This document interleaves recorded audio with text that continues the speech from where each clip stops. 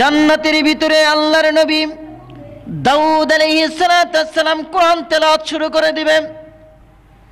কোরআন তেলাওয়াত শুনে জান্নাতের মানুষগুলো বেহুশ হয়ে যাবে, শত শত বছর বেহুশ হয়ে থাকবে, জ্ঞান থাকবে না। জ্ঞান যখন ফিরে আসবে বলবে, ওগো আল্লাহ কেমন তেলাওয়াত, জীবনে এত সুন্দর তেলাওয়াত তো শুনি নাই। আল্লাহ বলবেন, এ জান্নাতের বাসিন্দারা, দাউদ নবীর কণ্ঠ শুনে পাগল হয়ে গেছো। দাউদ নবীর কণ্ঠের চাইতে সুন্দর কণ্ঠ কি তোমরা শুনতে চাও? আল্লাহ কয়, দাউদ নবীর চাইতে কি কণ্ঠ সুন্দর আরো শুনতে চাও? জান্নাতে মানুষগুলো বলে, ও গো আল্লাহ, আমরা শুনতে চাই, আরো সুন্দর কণ্ঠ শুনতে চাই। কে সেই মানুষটা? আল্লাহ রাব্বুল আলামিন জান্নাতের ভিতরে জান্নাতি মানুষের সামনে ঘোষণা করা হবে, এখন আপনাদের সামনে প্রধান আকর্ষণ, প্রধান বক্তা আপনাদের সামনে কোরআন তেলাওয়াত করবেন। তিনি আর কেউ নয়, তিনি আমার হাবিব জনাবে মুহাম্মদ রাসূলুল্লাহ সাল্লাল্লাহু আলাইহি সাল্লাম। আল্লাহর নবী জান্নাতের ভিতরে কোরআন তেলাওয়াত শুরু করে দেবেন। ইয়াসিন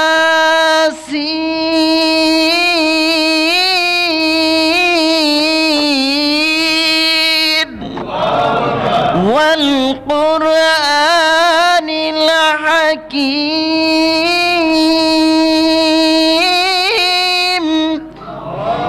ইন্নাকা লামিনাল মুরসালিন। আল্লাহু আকবার। আল্লাহর নবীর কোরআন তেলাওয়াত শুনে শত শত বছর নয়, হাজার হাজার বছর জান্নাতি মানুষগুলো বেহুশ হয়ে থাকবে। হাজার হাজার বছর জান্নাতি মানুষগুলো বেহুশ হয়ে যাবে। আল্লাহ রাব্বুল আলামিন আবার ডাকবে, এই জান্নাতি মানুষ। আল্লাহ তাআলা যখন হুশ ফেরায় দিবেন, জ্ঞান ফেরায় দিবেন, জ্ঞান ফেরায় দেওয়ার দুনিয়াতে আল্লাহ তাআলা পাঠিয়েছেন তার গোলামি করার জন্য, তার ইবাদত করার জন্য, তার বন্দিগি করার জন্য, তার হুকুম পালন করার জন্য। আল্লাহ রাব্বুল আলামিন সূরা যারিয়াতের 56 নম্বর আয়াতে আল্লাহ তাআলা বলেন, ওয়ামা খালাকতুল জিন্না ওয়াল ইনসা ইল্লা ওয়ামা খালাকতুল জিন্না ওয়াল ইনসা ইল্লা লিয়াবুদুন। আল্লাহু আকবার। আল্লাহ রাব্বুল আলামিন বলেন, আমি মানুষ বানাইছি, জিন বানাইছি, আমি আল্লাহ রাব্বুল আলামিন ইবাদত করার জন্যে। কুল কায়নাতের মধ্যে অসংখ্য মাখলুকাত আল্লাহ রাব্বুল আলামিন সৃষ্টি করেছেন। অসংখ্য মাখলুকাতের ভিতরে আল্লাহ রাব্বুল আলামিন মানব জাতি এবং জিন জাতির হিসাব আল্লাহ তাআলা গ্রহণ করবেন। হিসাব নেওয়ার পরে কারো আমলনামা জাহান্নামে হবে, কারো আমলনামা আবার জান্নাতে হবে। যার আমলনামাটা ডান হাতে আসবে সে জান্নাতে যাবে, যার আমলটা বাম হাতে আসবে জাহান্নামে যাবে। অর্থাৎ মিজানের পাল্লা যখন ওজন করা হবে, নেকির পাল্লা ভারী হয়ে যাবে, আবার গুনার পাল্লা ভারী হয়ে যাবে, সে জাহান্নামে হবে। আমার ভাইয়েরা, আমার মুসলমান বাবাজিরা, আমার কথা খুব গভীর মনোযোগ দিয়ে শোনেন। আল্লাহ রাব্বুল আলামিন পৃথিবীতে আল্লাহ তাআলা আমাদেরকে পাঠাইছেন পরীক্ষা করার জন্য।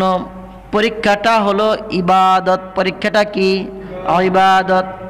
ইবাদত করি কিনা, ভালো আমল করি কিনা, এই ব্যাপারে আল্লাহ রাব্বুল আলামিন বলেছেন, বান্দা তুমি যদি ভালো আমল করো তোমাকে জান্নাত দেওয়া হবে, তুমি যদি খারাপ আমল করো, বদ আমল করো, বদ আমল করার কারণে তোমাকে জাহান্নামে পাঠানো হবে।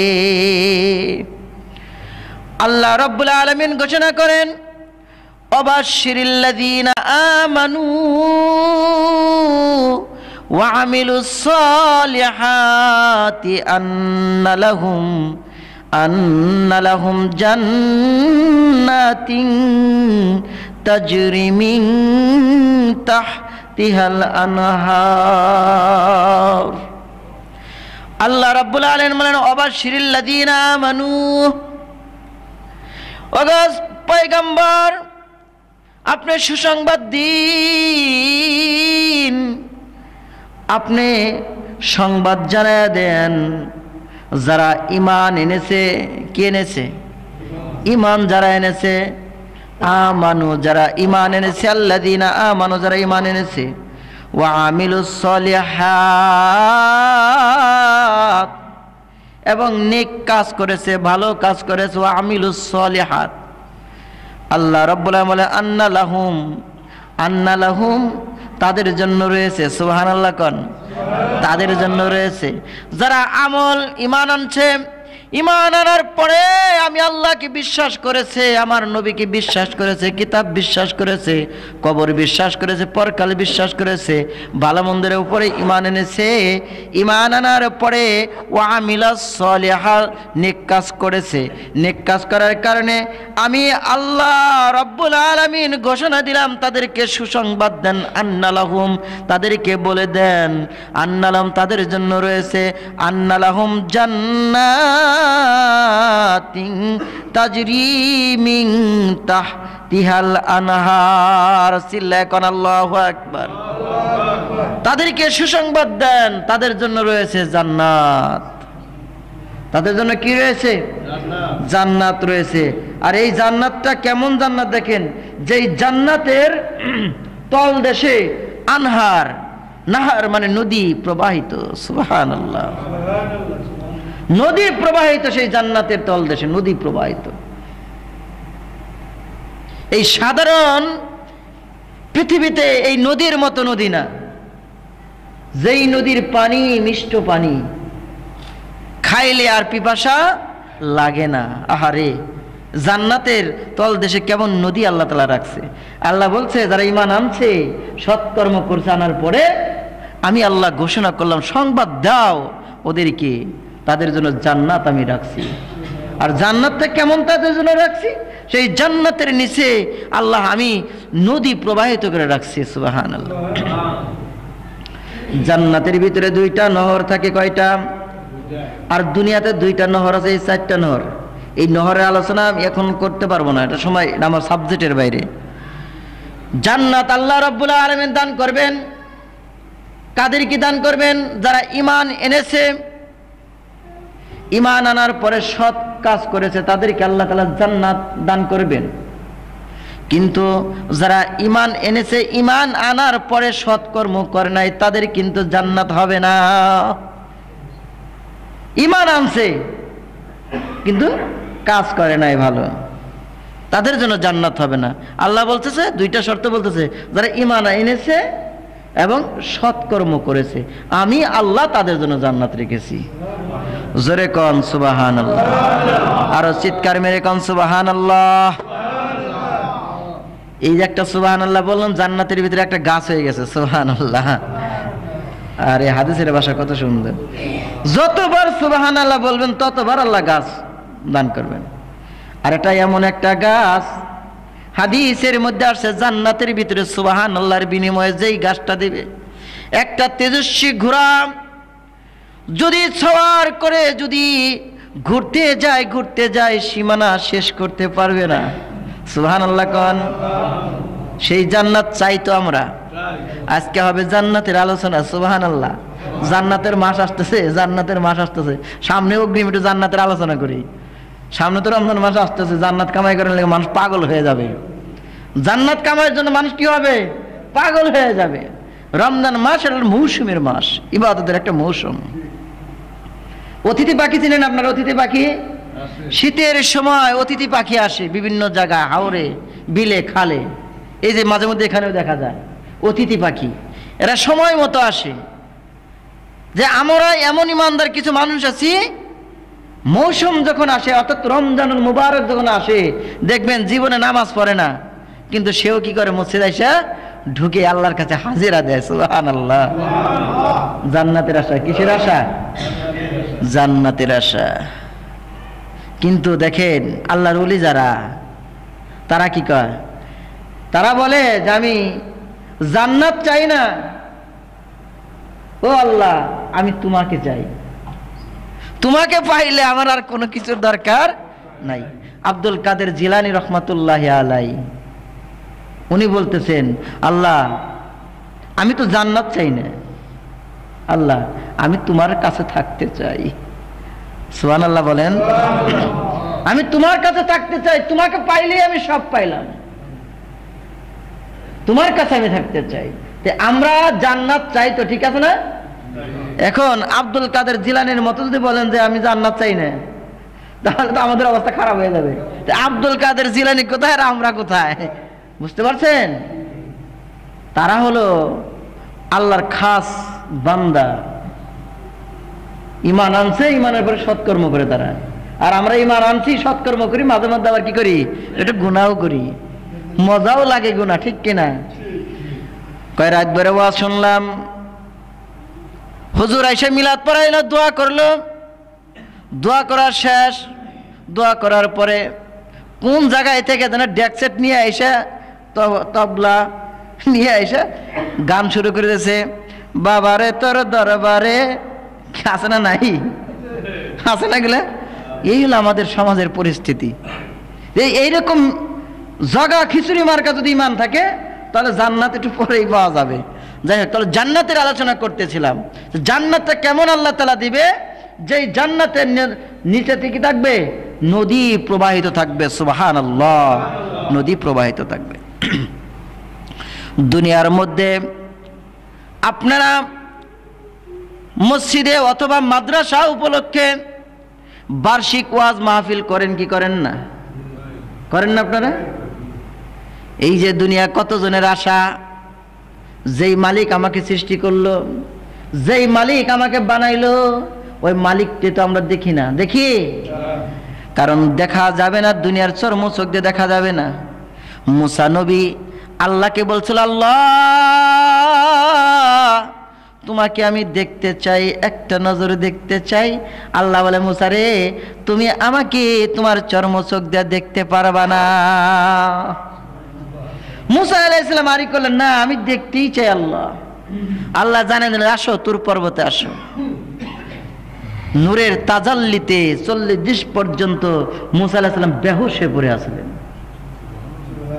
যেই তুর পর্বতের যেই নূরের তাজাল্লিতে জিনিসগুলো পরে পাহাড় পড়ে গেছিল, সেই পাহাড়ের সুরমা ব্যবহার আমরা করতেছি।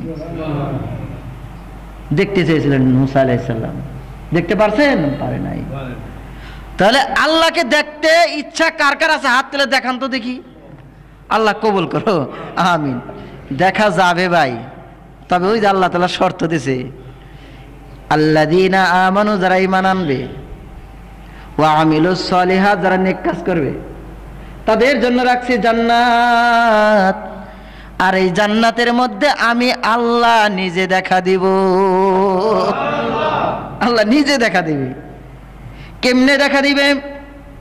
জান্নাতের ভিতরে এত নিয়ামত, যেই নিয়ামত আল্লাহ রাব্বুল আলামিন চাইতে না চাইতে আপনাকে দেওয়া হবে।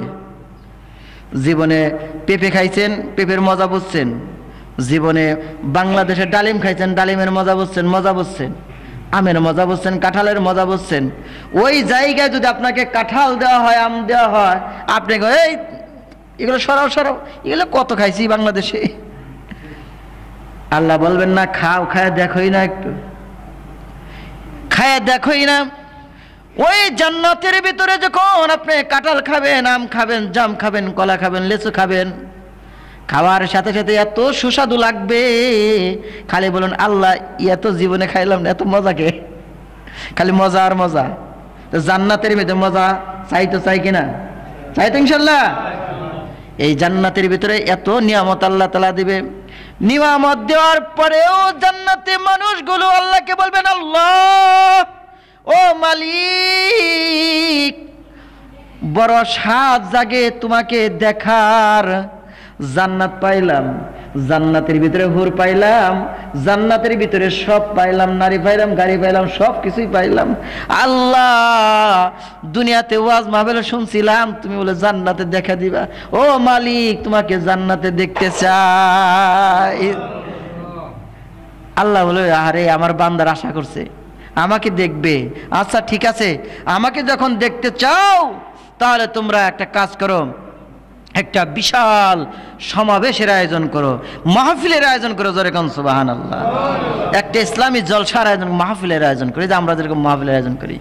মাহফিলের ভিতরে সংক্ষিপ্ত বলি, জুমাবার তো, মাহফিলের ভিতরে সভাপতি থাকে কি থাকে না? কথা বলেন আপনারা। সভাপতি থাকে, প্রধান অতিথি থাকে।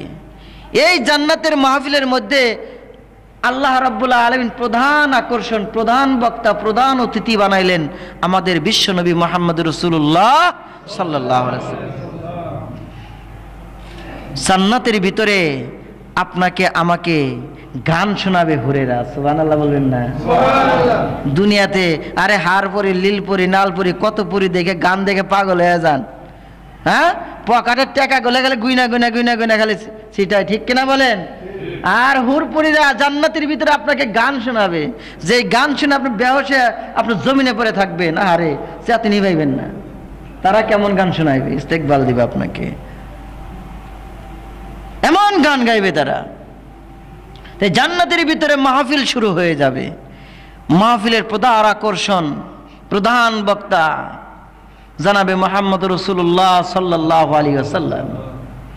সভাপতি করবেন নিজে আমার আল্লাহ সুবহানাল্লাহ। এরপরে আরো বিশেষ বক্তা আছে না নাই? বিশেষ বক্তা থাকে মাহফিলের ভিতরে, থাকে না?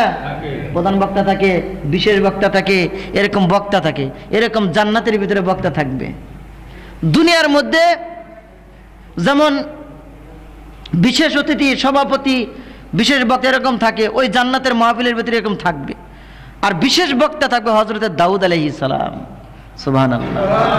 দাউদ আলাইহিস সালাম, যার কণ্ঠে শুনে নদীর মাছগুলো তীরে এসে তার কণ্ঠের তেলাওয়াত শুনতেন, সুবহানাল্লাহ। এত কণ্ঠ ছিল আল্লাহ তাআলা তাকে দান করেন দাউদ আলাইহিস সালাম।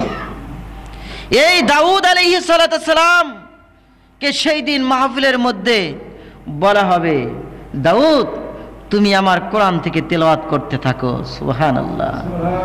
দাউদ বলবে, ওগো আল্লাহ, এটা নারায়ণ না, দাউদ বলবে, ওগো আল্লাহ, আমি তো দুনিয়াতে কোরআন তেলাওয়াত শুনি নাই, দুনিয়াতে তো কোরআন তেলাওয়াত করি নাই, ও আল্লাহ আমি কোরআন তেলাওয়াত পারবো কোথা থেকে? আল্লাহ বলছেন, কোন আমি তো আছি। কোন বলার সাথে সাথে দাউদ আলাইহিস সালাম কোরআন তেলাওয়াত করা শুরু করে দিবে, সুবহানাল্লাহ। জান্নাতের ভিতরে আল্লাহর নবী দাউদ আলাইহিস সালাম কোরআন তেলাওয়াত শুরু করে দিবেন। কোরআন তেলাওয়াত শুনে জান্নাতের মানুষগুলো বেহুশ হয়ে যাবে, শত শত বছর বেহুশ হয়ে থাকবে, জ্ঞান থাকবে না।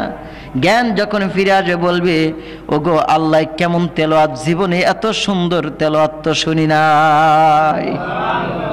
আল্লাহ বলবে, রে জান্নাতের বাসিন্দারা, দাউদ নবীর কণ্ঠ শুনে পাগল হয়ে গেছো, দাউদ নবীর কণ্ঠের চাইতে সুন্দর কণ্ঠ কি তোমরা শুনতে চাও?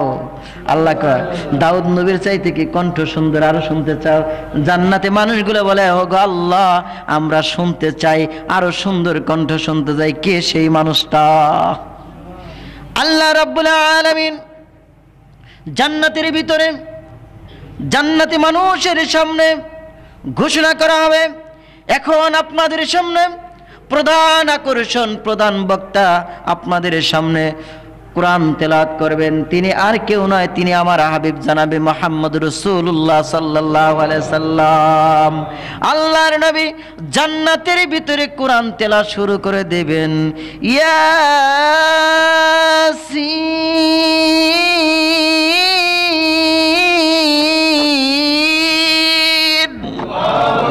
ওয়াল কুরআনিল হাকীম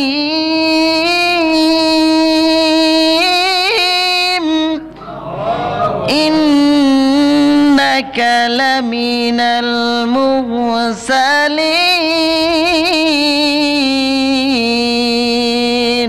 আল্লাহু আকবার। আল্লাহর নবীর কোরআন তেলাওয়াত শুনে শত শত বছর নয়, হাজার হাজার বছর জান্নাতি মানুষগুলো বেহুশ হয়ে থাকবে, হাজার হাজার বছর জান্নাতি মানুষগুলো বেহুশ হয়ে যাবে। আল্লাহ রাব্বুল আলামিন আবার ডাকবে, জান্নাতি মানুষ আল্লাহ তাআলা যখন হুঁশ ফিরায় দিবেন, জ্ঞান ফিরায় দিবেন, জ্ঞান ফিরায় দেওয়ার পরে এই জান্নাতি মানুষ, তোমরা এতক্ষণ দাউদ নবীর কোরআন তেলাওয়াত শুনছো, দাউদ নবীর কোরআন তেলাওয়াত শুনে বেহুশ হয়ে গেছো, আবার আমার নবী আমার হাবিবের কণ্ঠ শুনে বেহুশ হয়ে গেছো। যে কোরআন আমি আল্লাহ নিজে বানাইছি, নিজে আমি আল্লাহ তাআলা নাজিল করেছি, নিজের কিতাব, নিজের ভাষা, আমি আল্লাহর কোরআন, আল্লাহর কোরআন নবীরা পড়েছে, তোমরা শুনেছো, এত বেহুশ হয়ে গেছো। যেই কোরআন আমি আল্লাহ দিলাম, তোমরা কি চাও না সেই কোরআন আমি আল্লাহ নিজে তেলাওয়াত করি? আল্লাহু আকবার, জোরে বলেন আল্লাহু আকবার। আল্লাহ বলতেছেন আমার কোরআন তেলাওয়াত কি তোমরা চাও না? আমার কোরআন তেলাওয়াত কি তোমরা শুনতে চাও না? আমার কোরআন তেলাওয়াত শোনো, আমার কোরআন তেলাওয়াত আমি তোমাদেরকে এখন শোনাই দিব। জোরে কোন সুবহানাল্লাহ। তোমাদেরকে আমার কোরআন তেলাওয়াত শুনে আমি তোমাদেরকে ধন্য করে দিব। এই ফ্যানটা দিলেন কেন? এই ফ্যানটা দিলেন কেন? বসে বসে ওখানে এই করো না, ডিস্টার্ব করো। আমার ভাইয়েরা আমার, জান্নাতের ভিতরে আল্লাহ রাব্বুল আলামিন বলবেন, জান্নাতীবাসী তোমরা দুনিয়াতে নবীর কোরআন তেলাওয়াত শুনলা, দাউদের কোরআন তেলাওয়াত শুনলা, যেই কোরআন আমি নিজে বানাইলাম, নিজে তৈরি করলাম, নিজে দিলাম, সেই কোরআন তেলাওয়াত আজকে আমি নিজে তেলাওয়াত করব। জোরে কোন সুবহানাল্লাহ। আল্লাহ রাব্বুল আলামিন জান্নাতের ভিতরে কোরআন তেলাওয়াত শুরু করবেন। আর-রহমান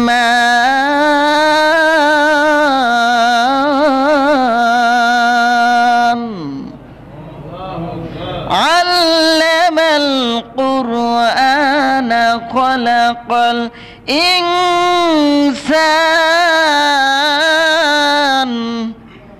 আল্লাহ সূরা আর-রহমান তেলাওয়াত করবে। আল্লাহ বলবেন আমি রহমান। সুবহানাল্লাহ কোন না কেন? আল্লাহ বলবেন আমি রহমান, আমি তো কোরআন দান করেছি, আল্লামাল কোরআন, কোরআন নাজিল করেছি আমি, কোরআনের জ্ঞান আমি তোমাদেরকে শিক্ষা দিয়েছি, আজকে আমার কণ্ঠে তেলাওয়াত শোনো। আল্লাহ তাআলা সেই দিন সকলের সামনে প্রকাশিত হয়ে যাবে। জোরে কান সুবহানাল্লাহ। জান্নাতি মানুষগুলো যখন আল্লাহ তাআলা কোরআন তেলাওয়াত করবে, মানুষের সামনে হাজির হয়ে যাবে, হাজির হয়ে যখন কোরআন তেলাওয়াত শুনবে, লক্ষ লক্ষ বছর মানুষগুলো জান্নাতের মধ্যে বেহুশ হয়ে পড়ে থাকবে। জোরে কান সুবহানাল্লাহ।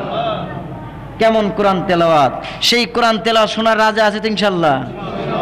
এই যে রমজানুল মুবারক মাস আসতেছে, এই যে একটা মাস হাফেজ সাহেবরা কি করবে? খতমে কোরআন তেলাওয়াত করবে। কোরআন তেলাওয়াত করে মজা লাগবে কি লাগবে না? কিছু মানুষের মজা লাগবে না বোঝায়, কারণ তাদের কাছে গান মজা লাগে, তাদের কাছে কোরআন তেলাওয়াত